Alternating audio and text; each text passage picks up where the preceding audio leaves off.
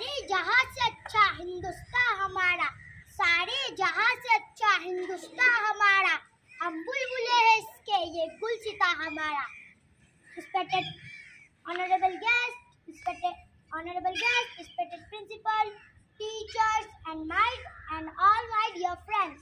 Assalamu alaikum. First of all, wish you a very happy Independence Day. I am Ali Abdul Bari Maslai, standing here to address you 76th Independence Day. Independence Day is very auspicious day for all Indians.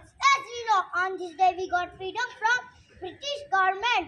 British entered our country for business, but they welcomed us and slowly conquered our country. They treat Indians as slaves, oppressed them, beat them, imprison them. Our great leaders fight for freedom with courage. Mahatma Gandhi, Maulana Azad, Sardar Patel, Lala Lajpat Rai, Jawaharlal Nehru, and many fought against British. Bhagat Singh, Ashfaq Ullah Khan, Ram Prasad Bismil, Rajguru, Sukhdev, and many Indians were hanged. Our freedom fighters used their life, and on 15 August 1947 we got independence.